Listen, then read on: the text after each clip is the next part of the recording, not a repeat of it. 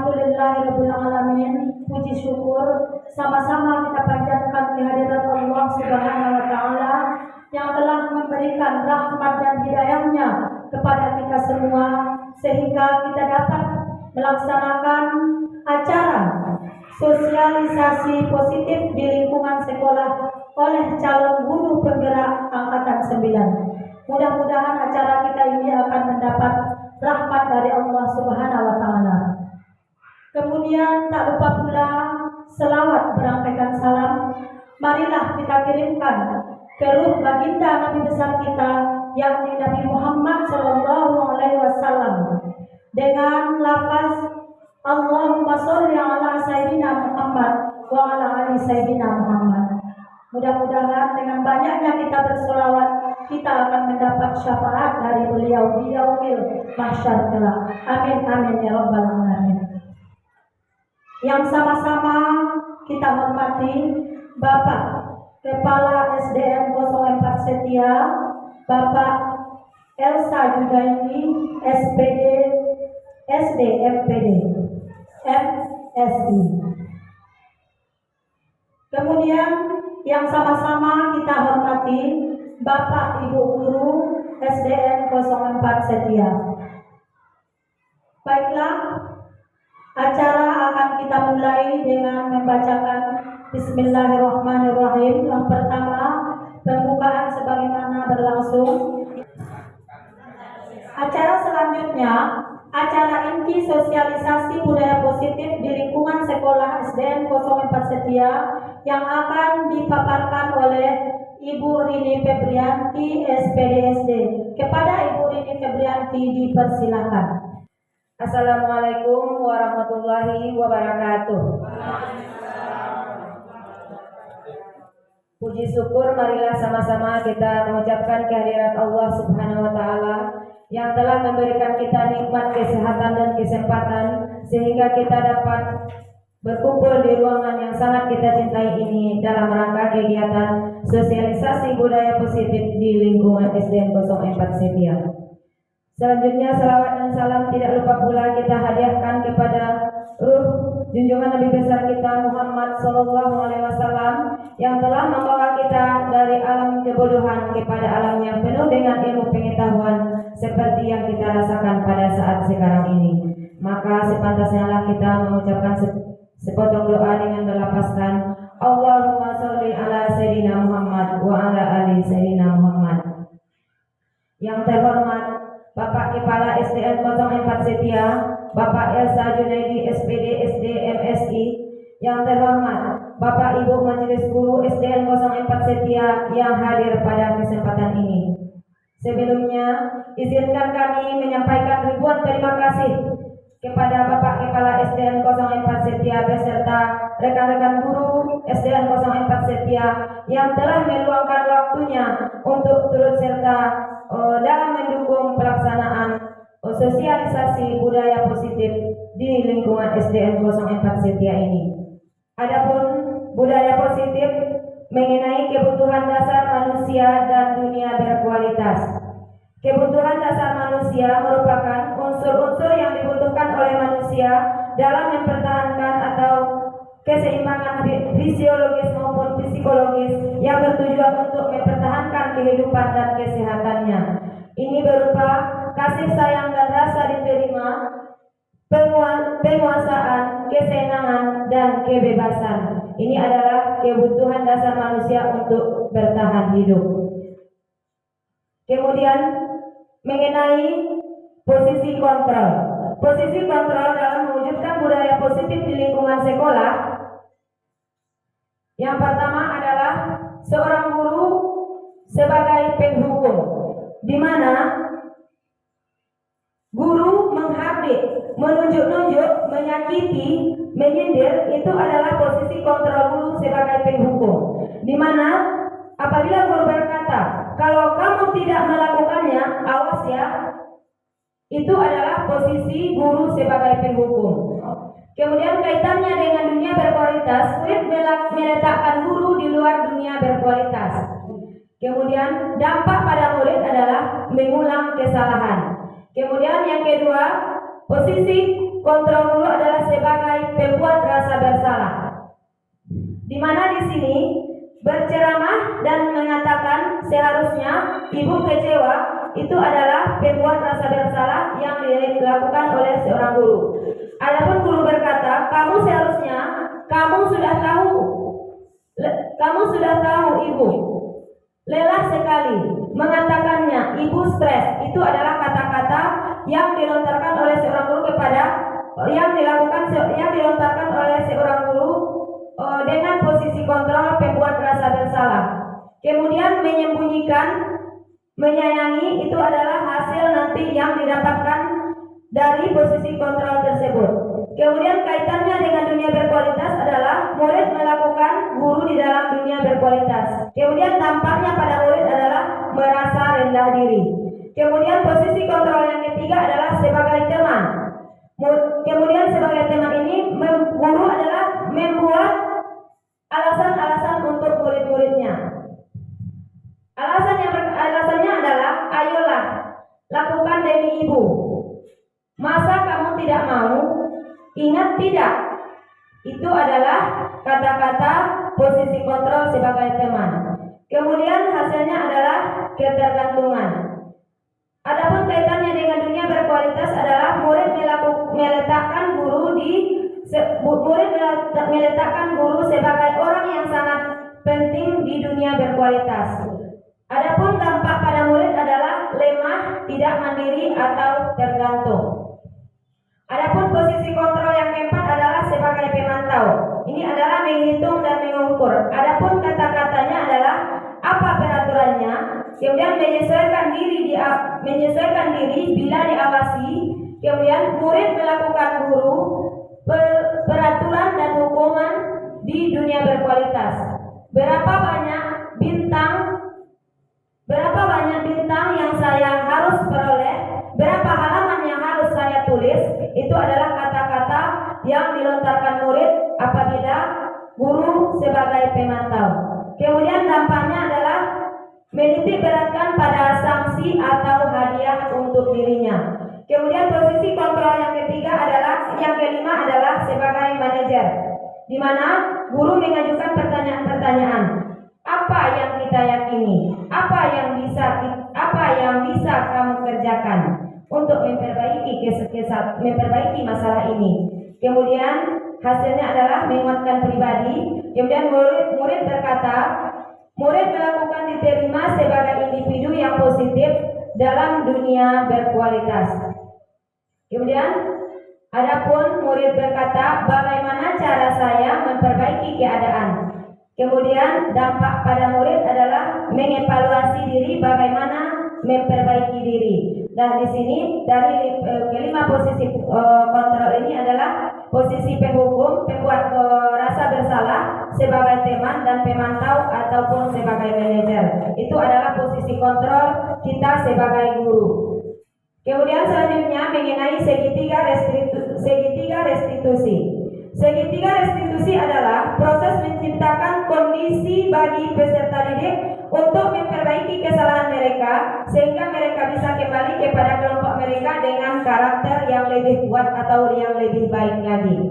Apabila ada permasalahan yang terjadi pada peserta didik kita, maka kita menyelesaikannya dengan segitiga restitusi, di mana segitiga restitusi itu adalah yang pertama, menstabilkan identitas.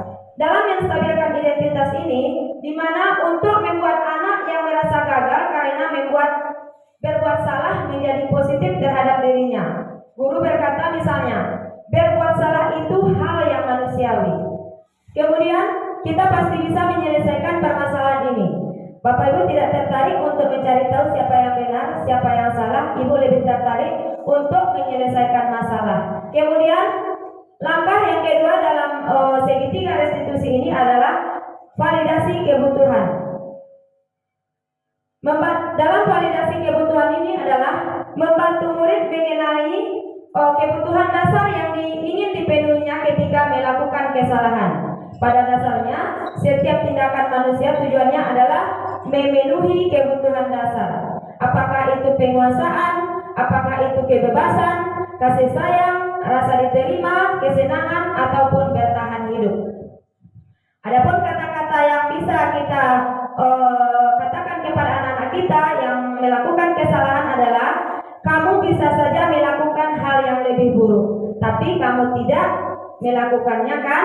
Itu adalah memancing jawaban anak-anak kita yang merasa bersalah tersebut. Jadi kita pancing anak kita tersebut supaya mereka menyadari, mengakui kesalahannya sendiri tanpa kita harus menyebutkan ini salah kamu. Jadi anak itu sendiri yang melontarkan, yang mengakui kesalahannya sendiri. Kemudian segitiga restitusi yang ketiga adalah menanyakan keyakinan. Anak melihat kesalahannya dihubungkan dengan norma sosial dan nilai-nilai yang mendasari manusia berintegrasi dengan orang lain. Jadi adapun yang berkaitan dengan menanyakan keyakinan ini adalah, apa nilai yang kita percaya di kelas atau sekolah kita? Nilai-nilai universal apa yang telah kita sepakati? Jadi di dalam menanyakan keyakinan ini, seorang guru itu menanyakan apa nilai yang kita percaya di kelas, apa nilai keyakinan kelas yang sudah dilanggar oleh anak tersebut. Adapun dalam segitiga restitusi ini adalah, adapun pertanyaan-pertanyaannya, intervensi bisa membantu murid kembali ke tujuan semula dengan pertanyaan-pertanyaan yang diajukan oleh seorang guru sebagai pemantau ataupun seorang manajer. Jadi kita dalam memberikan pertanyaan atau menghadapi suatu masalah yang dihadapi oleh anak kita menyelesaikannya dengan segitiga restitusi ini. Jadi apa tadi segitiga restitusi, Bu? Yang pertama, iya, menstabilkan identitas. Yang kedua, iya, validasi tindakan. Yang ketiga, iya, apa yang ketiga, Bapak Ibu? Iya.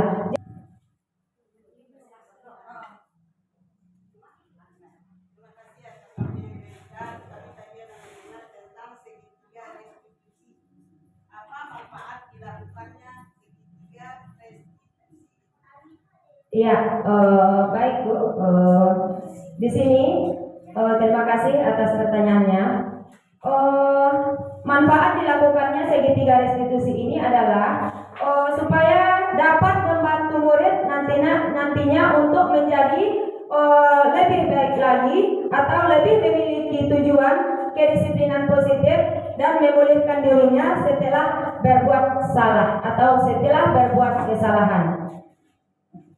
Mungkin itu saja jawabannya, Ibu Abdariza. Bagaimana? Iya. Sebagai pertanyaan pemantiknya adalah, hukuman dapat mendisiplinkan anak. Apakah dari pertanyaan pemantik ini kita bisa terapkan di sekolah kita? Hukuman dapat mendisiplinkan anak. Bagaimana Bapak Ibu? Setuju Bapak Ibu? Ya, tidak setuju. Hukuman dapat mendisiplinkan anak. Di mana hukuman ini nantinya bisa saja bukan mendisiplinkan anak, tetapi dengan hukuman ini anak mungkin bisa merasa takut ataupun mentalnya bisa terganggu. Dan disiplin positif dan nilai-nilai kebajikan universal. Nah, contohnya saja disiplin positif dan nilai-nilai kebajikan universal. Nah, contohnya saja di sini ada paradigma mengenai kegiatan kepalan tangan. Nah, coba Bapak Ibu kepalkan tangannya. Ya, kita mengibaratkan kita memegang benda yang sangat berharga yang kita genggam di dalam tangan kita ini. Kalau barang kita mempunyai barang yang berharga, tentunya kita akan berusaha mempertahankan barang kita tersebut. Jadi di sini kepala tangan kita ini kita berusaha mempertahankannya meskipun ada bujukan atau rayuan supaya kita mau membuka kepala tangan kita. Jadi di sini yang dituntut adalah adanya motivasi ataupun motivasi internal yang ada dalam diri kita. Kita tidak mau dibujuk atau dirayu orang untuk membuka kepalan tangan kita. Nah, di sini ada perubahan paradigma, stimulus respon, teori kontrol atau teori pilihan. Jadi di sini siapa sesungguhnya yang memiliki teori kontrol? Stimulus responnya, kita mencoba mengubah orang berpandangan sama dengan kita. Nah, jadi kita berusaha supaya orang itu mempunyai pandangan sama dengan kita. Jadi kita berusaha memahami pandangan orang lain tentang dunia ini. Contohnya saja, pandangan kita harus kita paksakan dengan pandangan orang. Kemudian yang kedua, perilaku buruk dilihat sebagai suatu kesalahan. Jadi semua teori kontrolnya itu adalah semua perilaku memiliki tujuan. Ini berasal dari bahasa Latin yaitu disiplin, yang artinya belajar. Makna asal dari kata ini berkonotasi dengan disiplin diri. Disiplin diri dari murid-murid Socrates dan Plato. Disiplin diri membuat orang menggali potensinya menuju sebuah tujuan, apa yang dihargai. Namun, dalam budaya kita, makna kata disiplin telah berubah menjadi sesuatu yang dilakukan seseorang pada orang lain untuk mendapatkan kepatuhan. Kecenderungan umum adalah menghubungkan kata disiplin dengan ketidaknyamanan, bukan dengan apa yang kita hargai atau pencapaian suatu tujuan mulia. Jadi, disiplin di sini adalah sesuatu yang dilakukan secara seseorang pada orang lain untuk mendapatkan kepatuhan. Nah, kemudian nilai-nilai kebajikan yang nilai-nilai kebajikan universal adalah sifat-sifat positif manusia yang merupakan tujuan mulia yang ingin dicapai setiap individu. Jadi nilai-nilai tersebut bersifat universal dan nilai-nilainya itu adalah mengacu kepada profil pelajar Pancasila. Kemudian kita masuk kepada teori motivasi, hukuman dan penghargaan dan restitusi. Teori motivasi perilaku manusia ini mencakup pada motivasi eksternal. Motivasi eksternal ini adalah di mana untuk menghindari ketidaknyamanan atau hukuman. Ini adalah termasuk kepada motivasi eksternal. Kemudian yang ketiga adalah motivasi internal. Motivasi internal ini adalah untuk menghargai diri sendiri. Maksudnya di sini adalah motivasi yang berasal dari diri kita. Kemudian merdeka menurut Ki Hajar Dewantara. Merdeka itu artinya adalah tidak hanya terlepas dari perintah, akan tetapi juga cakap buat memerintah diri sendiri. Jadi kita sebagai guru, kita jangan hanya bisa memerintah saja. Kita harus juga dapat memerintah diri kita sendiri. Kemudian kita masuk kepada hukuman dan dihukum oleh penghargaan. Bahwa penghargaan ini berlaku sama dengan hukuman dalam arti meminta atau membujuk seseorang melakukan sesuatu untuk memenuhi suatu tujuan tertentu dari orang yang meminta atau membujuk. Jadi di sini adalah pengaruhnya di sini bisa berpengaruh kepada jangka panjang ataupun jangka pendek. Kemudian maksudnya di sini adalah pemberian hukuman atau penghargaan ini bisa saja berlangsung pada dalam jangka panjang ataupun jangka pendek. Di sini ada beberapa tindakan guru. Yang pertama adalah mencatat 100 kali di dalam buku kalimat saya tidak akan terlambat lagi karena terlambat ke sekolah. Ini hukuman atau konsekuensi Bapak Ibu. Kemudian lari mengelilingi lapangan basket 2 kali karena terlambat hadir ke sekolah. Ini hukuman atau konsekuensi? Nah, kita masuk kepada restitusi. Apa itu restitusi? Restitusi adalah proses menciptakan kondisi bagi murid untuk memperbaiki kesalahan mereka sehingga mereka bisa kembali pada kelompok mereka dengan karakter yang lebih kuat. Jadi dengan adanya restitusi ini kita mengkondisikan anak supaya mereka memperbaiki dirinya dari kesalahan yang telah mereka lakukan. Kita masuk kepada keyakinan kelas.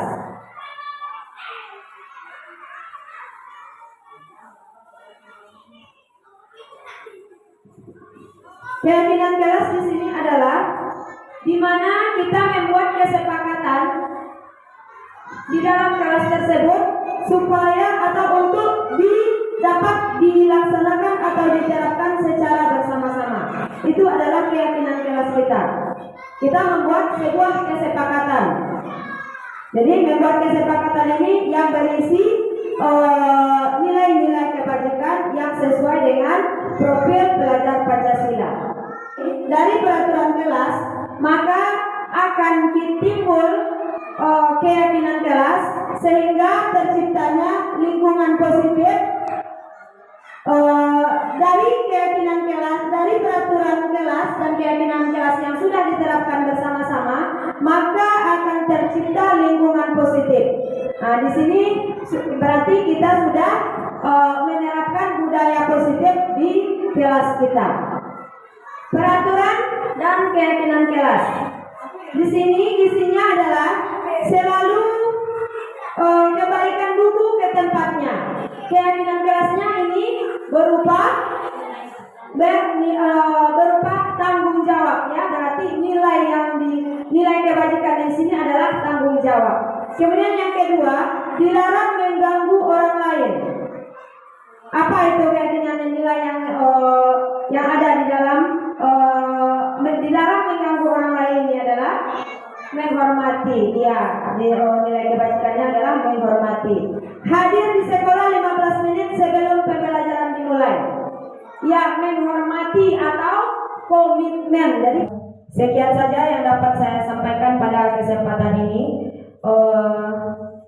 Terima kasih atas perhatiannya. Mohon maaf atas kesalahan. Wabillahi taufiq wal hidayah. Assalamualaikum warahmatullahi wabarakatuh. Kita kembalikan kepada Ibu moderator.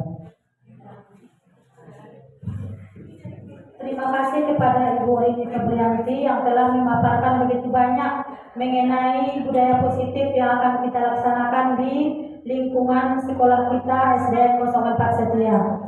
Maka acara kita hari ini kita cukupkan sampai di sini. Kita sudahi dengan membaca Alhamdulillahirabbil alamin. Kami sudahi dengan wassalamualaikum warahmatullahi wabarakatuh.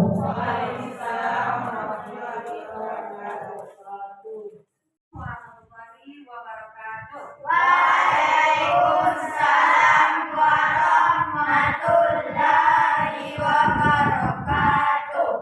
Baiklah, pada kesempatan kali ini kita akan membuat keyakinan kelas. Di mana keyakinan kelas ini tujuannya adalah supaya yang akan kita laksanakan di kelas kita ini supaya di dalam kelas kita ini terasa aman, nyaman, dan menyenangkan. Nah, jadi sekarang Ibu tanya, keyakinan kelas kita ini yang melaksanakannya siapa? Kita semua yang ada di kelas ini. Jadi kita membuat sebuah keyakinan kelas supaya kita dapat melaksanakannya dengan penuh tanggung jawab. Jadi sekarang Ibu tanya, apa keyakinan kelas kita yang pertama yang akan kita sepakati? Apa contohnya yang pertama? Ya, bagus, menjaga kebersihan. Yang kedua,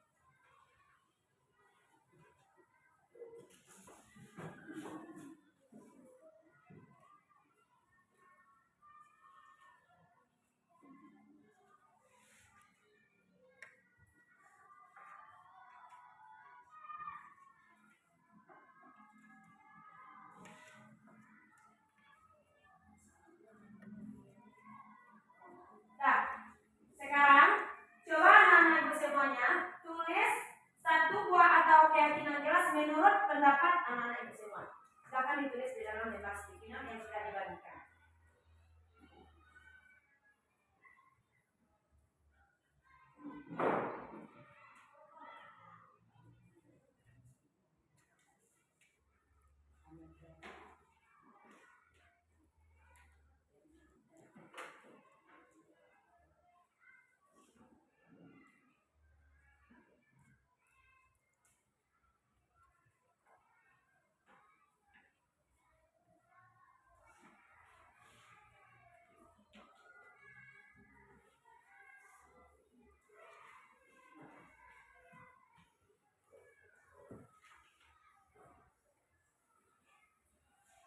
Sudah siap?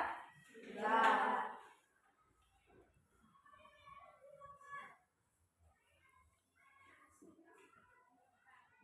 Nah, kalau sudah siap, silakan anak-anak ibu mulai dari Putra, silakan ditempel ke depan lembar sticky note-nya.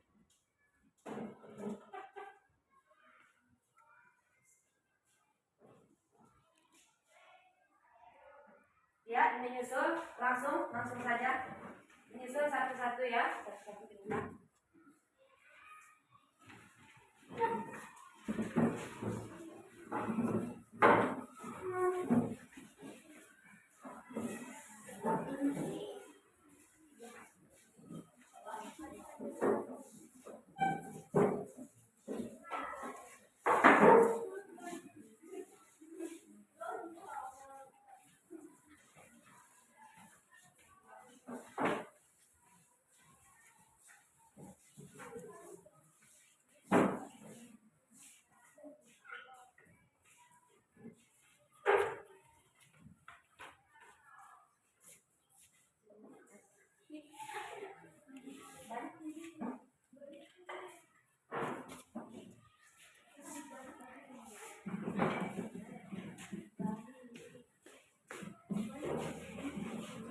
Sudah siap semuanya? Nah, sudah siap? Nah, jadi berdasarkan dari keyakinan kelas yang sudah anak-anak ibu tulis semuanya, di sini sudah ada di papan.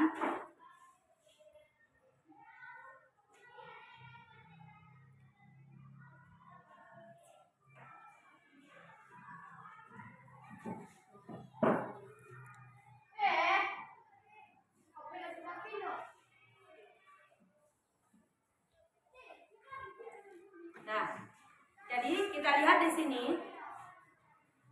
setelah adanya keyakinan yang sudah kamu buat, tentu ada nilai. Nah, berdasarkan keyakinan kelas yang sudah anak-anak semua buat di dalam kertas sticky note ini, maka kita melihat ada nilai-nilai kebajikan yang terdapat di dalam keyakinan kelas kita ini. Yang pertama, keyakinan kelas kita adalah membuang sampah pada tempatnya. Ya. Pada keyakinan kelas yang pertama, nilai kebajikannya adalah yang pertama, nilai kebajikan universalnya adalah membuang sampah pada tempatnya itu adalah tentang kebersihan. Yang kedua, berpartisipasi aktif dalam pembelajaran. Apa itu? Apa tadi? Iya, kerjasama.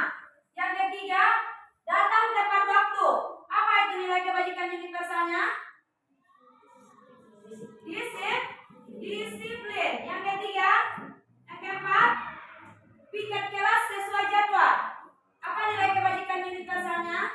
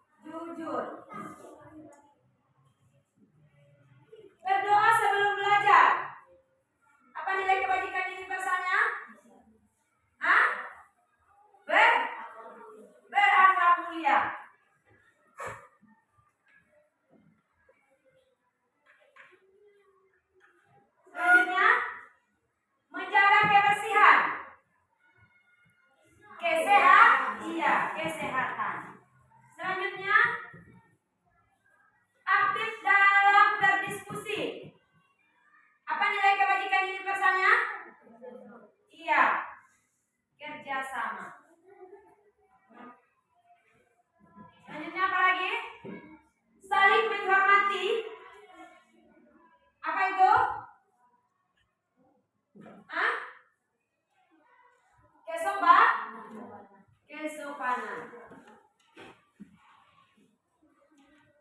Tidak membeda-bedakan teman. Apa itu tidak membeda-bedakan teman? Menghargai. Menghargai. Selanjutnya saling tolong menolong. Apa itu saling tolong menolong? Apa itu? Peduli. Iya, peduli. Nah, jadi berdasarkan keyakinan kelas yang sudah kita buat, juga terdapat nilai-nilai kebajikan universal yang akan kita terapkan, yang akan kita laksanakan di kelas kita ini, supaya kelas kita ini menjadi aman, nyaman, dan menyenangkan. Nah, jadi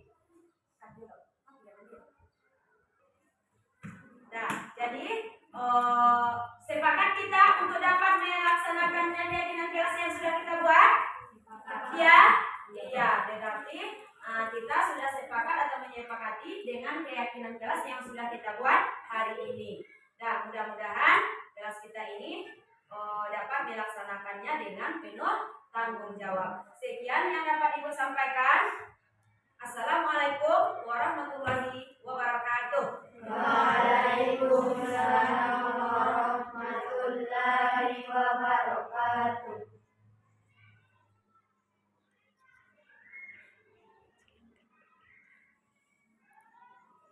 Nah, sekarang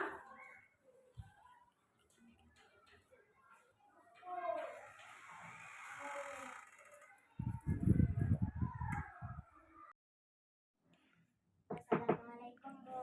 Waalaikumsalam, Nak. Silakan masuk. Silakan duduk, Nak. Nah, Agira, tahu nggak kenapa Ibu panggil ke sini? Tidak, Bu. Baik, Ibu akan menjelaskan kenapa Agira Ibu panggil ke sini. Kemarin waktu ujian, Ibu melihat Agira itu melihat jawaban teman. Benar nggak? Benar, Bu. Itu artinya Agira mencontek. Menurut Agira, mencontek itu perbuatan yang baik atau tidak, Nak? Tidak, Bu. Karena mencontek adalah perbuatan yang tidak baik, jadi mencontek itu adalah sebuah kesalahan. Semua orang pasti pernah melakukan kesalahan. Ibu juga pernah melakukan kesalahan. Di sini, Ibu ingin membantu Agira mengatasi permasalahan yang Agira alami, yaitu masalah menyontek. Sekarang, coba Agira cerita, mengapa Agira bisa mencontek? Tadi malam Agira tidak belajar, Bu. Agira, tahu kan kemarin kita ujian? Tahu, Bu. Kalau tahu, kenapa Agira tidak belajar? Agira main HP, Bu, terus ketiduran, Bu. Agira, ingat nggak tentang keyakinan kelas yang sudah kita sepakati? Masih ingat, Bu? Apa salah satu keyakinan kita yang berhubungan dengan kejadian ini? Jujur, Bu.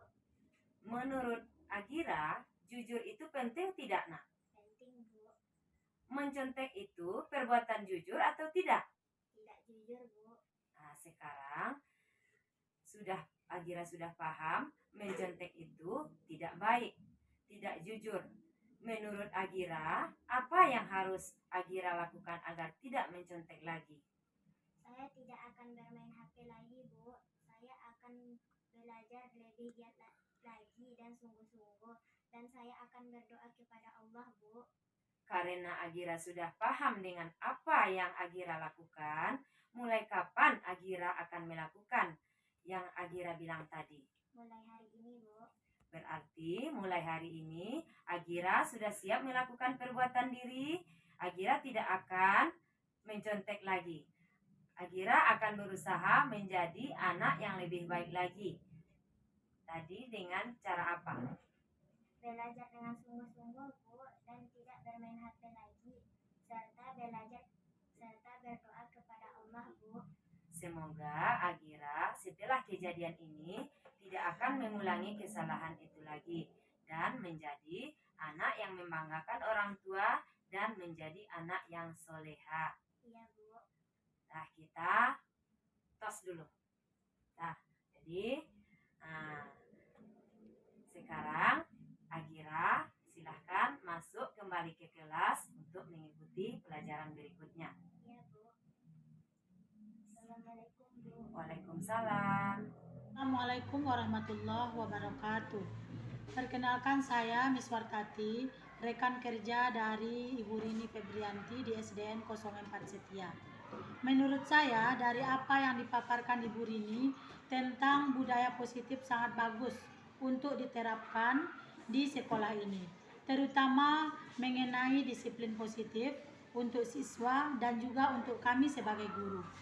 Kami menjadi tahu bagaimana kita memposisikan diri kita, apakah kita sebagai penghukum atau pemantau ataupun sebagai manajer, dan semoga dengan adanya diseminasi ini dapat diterapkan di sekolah kita ini untuk menciptakan siswa-siswi yang berkarakter sesuai dengan harapan kita. Assalamualaikum warahmatullahi wabarakatuh.